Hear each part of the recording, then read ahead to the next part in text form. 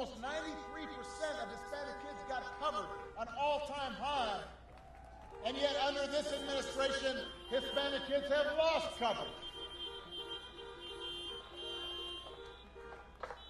And throughout this process, when we were getting folks health care, Republicans fought us every step of the way. They've tried to repeal or undermine the Affordable Care Act, Obamacare, more than 60 times. And when they're asked about it, they say, well, look, we're going to have a great replacement. It's coming. It's going to be there in 2 weeks. It's been 10 years now. Every 2 weeks they say they've got a replacement, and they haven't come up with nothing.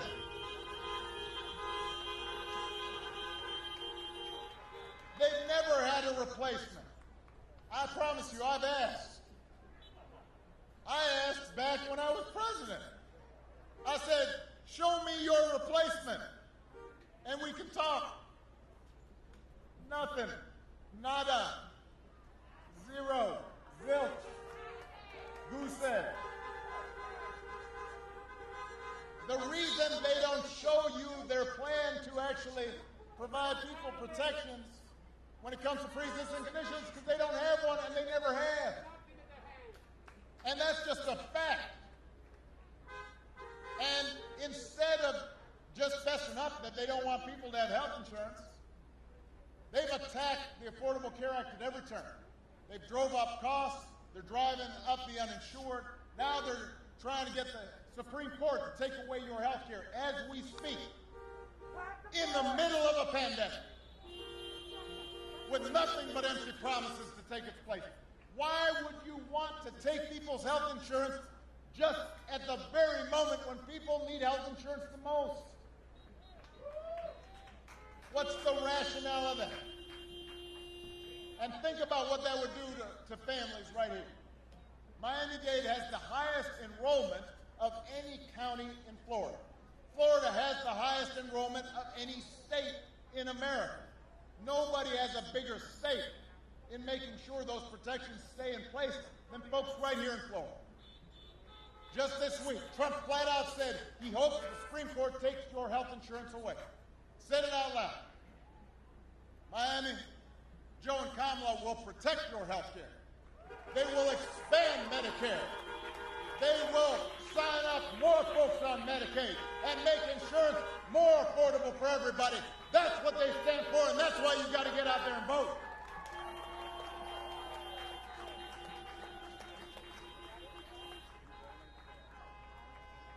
Joe understands that the first job of a president is to keep us safe from all threats, domestic, foreign, and microscopic. When the daily intelligence briefings are flashing warning lights about a virus, the president can't be AWOL. When Russia puts bounties on the heads of our brave soldiers in Afghanistan, the commander-in-chief can't be MIA. He can't be somebody who doesn't read the briefings. Joe Biden would never call the men and women of our military suckers and losers.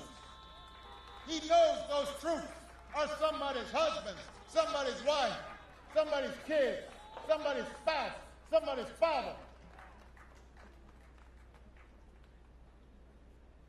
And when a hurricane devastates Puerto Rico, a president's supposed to help it rebuild, not toss paper towels, withhold billions of dollars in aid until just before an election. We've got a president who actually suggested selling Puerto Rico.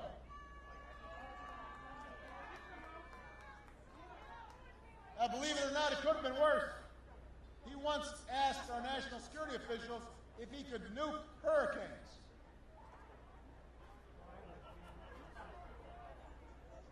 I mean, at least he didn't do that. A nuclear hurricane seems like it would have been bad. I mean, it'd be fun if it wasn't. Look, some of the rhetoric you're hearing down here in South Florida, it's just made up. It's just nonsense. Listening to the Republicans, you think Joe was more communist than the Castros. Don't fall for that garbage. Don't fall for that okey-doke. Joe Biden, Joe Biden is not a socialist.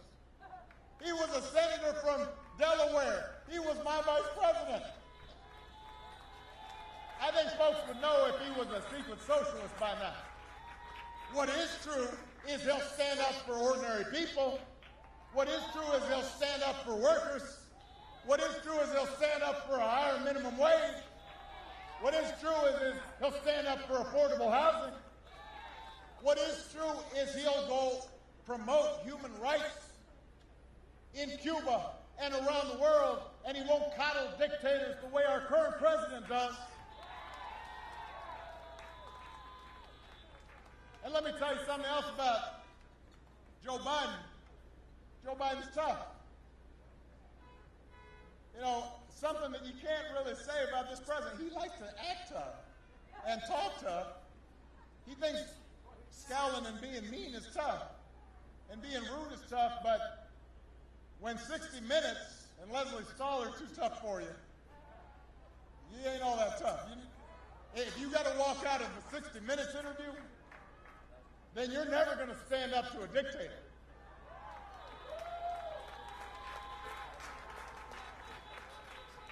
If you're spending all your time complaining about how mean reporters are to you, you're not going to stand up to Putin. Joe Biden will restore our battered standing in the world because he knows that our true strength comes from setting an example that the world wants to follow. A nation that stands with democracy, not dictators. A nation that can inspire and mobilize others to overcome threats like climate change and terrorism and poverty and disease. And here's another thing. With Joe and Kamala at the helm, you won't have to think about them every single day. There might be a whole day where they don't be on TV. There might be a whole day where they don't tweet some craziness. You won't have to argue about them every day. It won't be so exhausting. Just having a normal president. You'll be able to go about your lives knowing that the president's not going to suggest injecting bleach or retweet conspiracy theories about secret cabals running the world or claiming that, or retweeting that the claim that Navy SEALs didn't actually kill bin Laden. We're not going to have a president that goes out of his way to insult anybody who he doesn't think is nice enough to him. We won't have a president who threatens people with jail for just criticizing him. That's not normal behavior, Florida. You wouldn't tolerate it from a coworker. You wouldn't tolerate it from a high school principal. You wouldn't tolerate it from a coach. You wouldn't tolerate it from a family member. Florida man wouldn't even do this stuff. Why are we accepting it from the President of the United States? It's not normal behavior. And you shake your head and you think, well, you know what, that's just him. But there are consequences to this. There are consequences when a president behaves that way. It emboldens others to be mean and cruel and divisive and racist. When you have a president who cannot call out or even criticize white supremacists, that's a problem. That sends a bad message. It frays the fabric of all of our lives. It affects the way our children see things. It affects the way that our families get along. It affects the way the world looks at America. And in the meantime, it distracts us from the truly destructive actions that the cronies he's placed all across the government are taking, actions that are affecting your lives every single day, even when it's not reported on, even when you're not paying attention to it. The Environmental Protection Agency that's supposed to protect our air and water That's run right now by an energy lobbyist that's giving polluters free rein to dump unlimited poison into our air and water. The Labor Department that's supposed to protect workers right now is run by a corporate lobbyist who's declared war on workers, guts protections to keep essential folks safe during a pandemic, makes it easier for big corporations to shortchange them on their wages. The Interior Department that's supposed to protect our public lands and wild spaces and wildlife for future generations right now is run by an oil lobbyist who's just fine selling that American treasure off to the highest bidder. The Education Department that's supposed to give every kid a chance. Amazing young people like George. Right now, that's run by a billionaire who's gutted the rules designed to protect students from getting ripped off by for-profit colleges and stiff-armed students looking for loan relief in the middle of an economic collapse. The person who's running Medicaid right now is not trying to sign up more people for Medicaid to help them out. They're trying to kick them off of Medicaid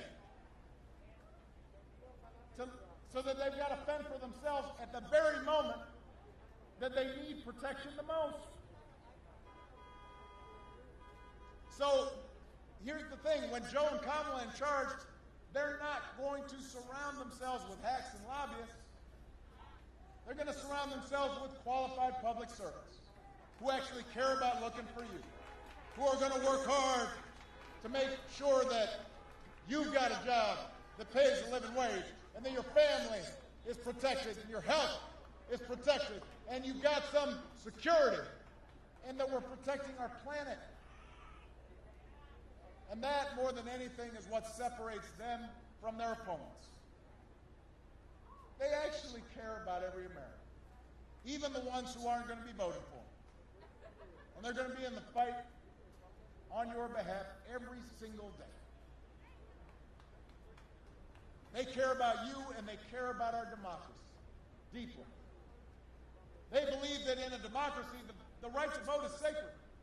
We shouldn't be making it harder for people to vote. We shouldn't ask people to wait 10 hours to vote standing in line. We should be making it easy for everybody to cast their ballot. Joe and Kamala believe that no one, especially the president, is above the law. They understand the protest isn't un-American. Our country was founded on protest against injustice.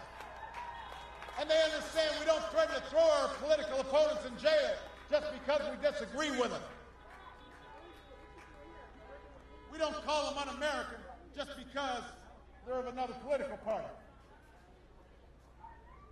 Joe and Kamala understand that our ability to work together to solve big problems, like pandemic, depends on more than just photo ops. It depends on more than just spin or making stuff up. It depends on a fidelity to science and logic and facts. And these are not Republican or Democratic values, Florida. These are American values.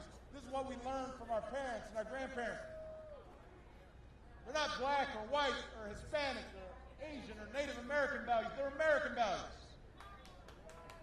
And we have to reclaim them. We can't just say, oh, it's fine if a president lies 50 times a day. No. My mother would whoop me if I was lying once a day, once a week.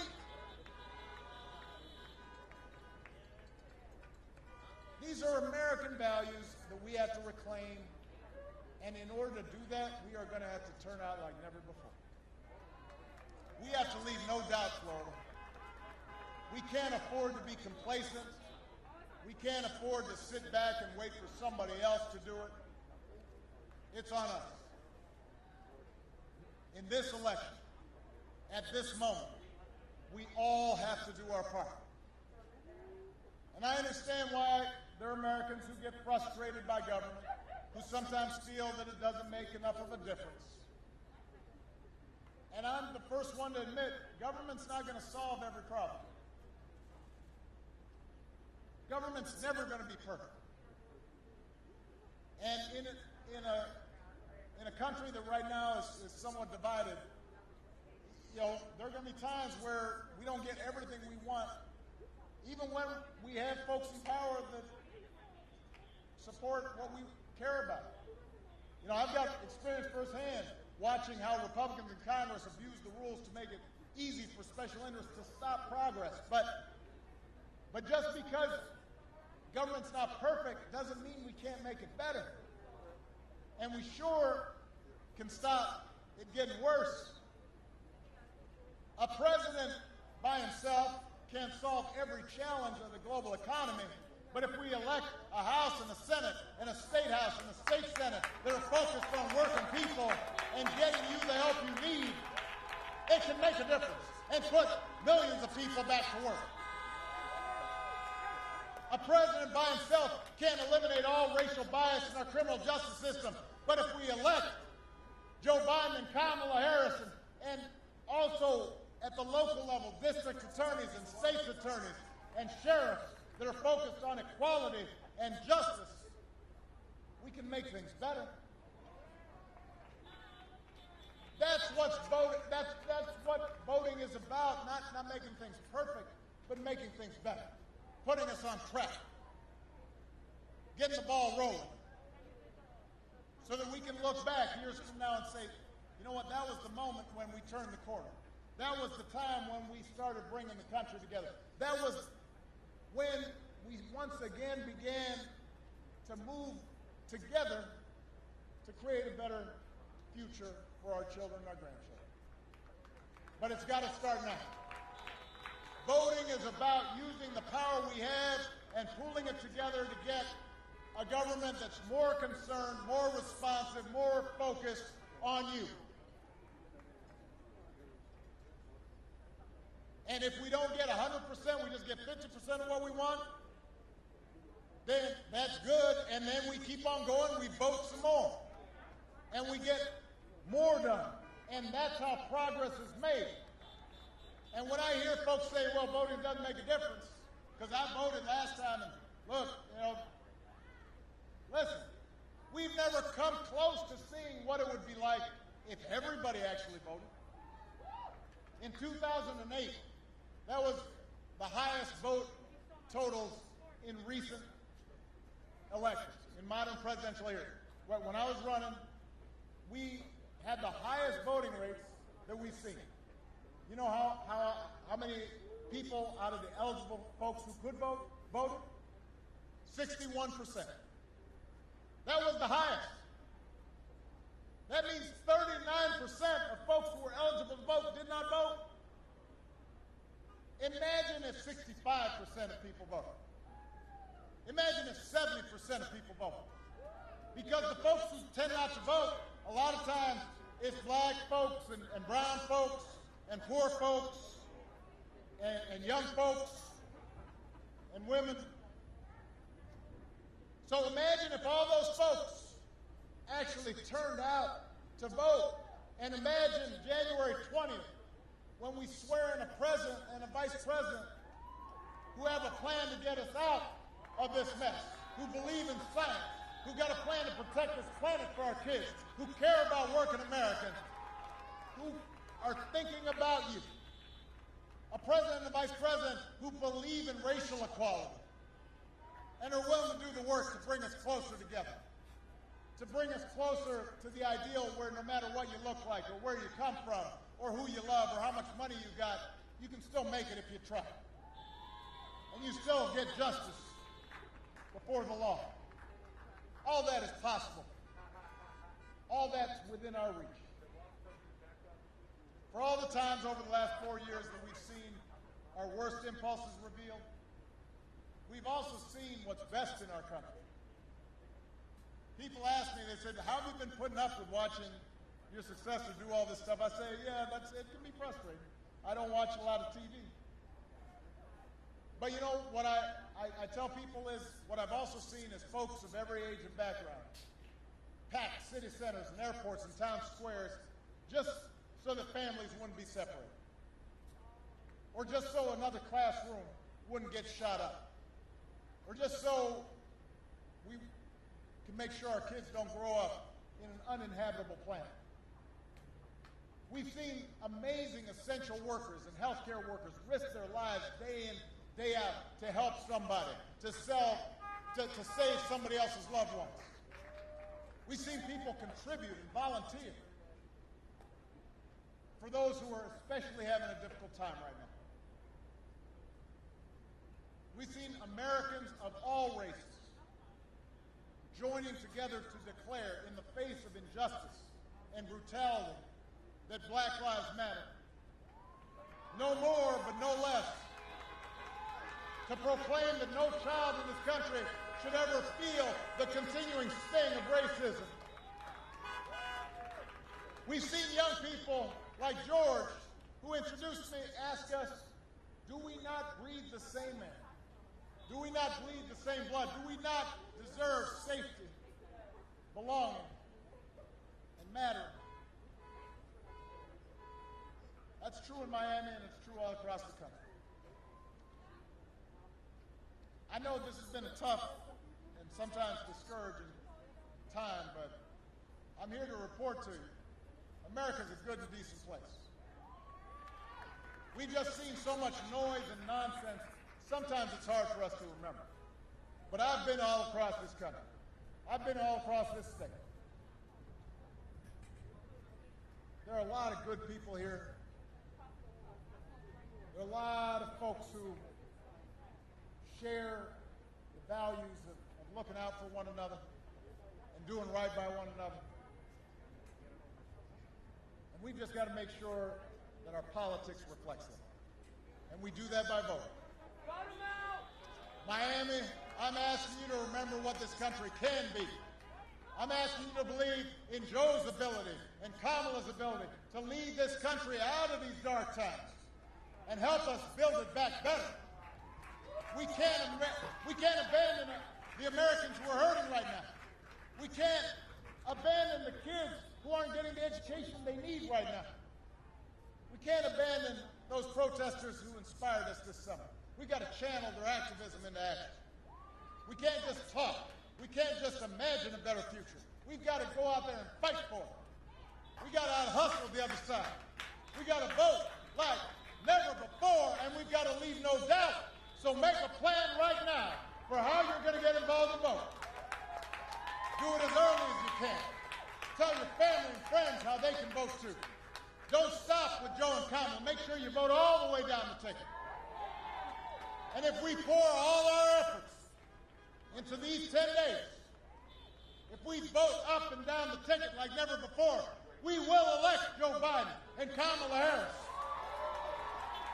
And we will leave no doubt about what this country we love stands for and what we believe in and who we are as a people. So let's get to work, Florida. Let's bring this home. I love you, Miami. Honk if you're fired up. Honk if you're ready to go. Are you fired up?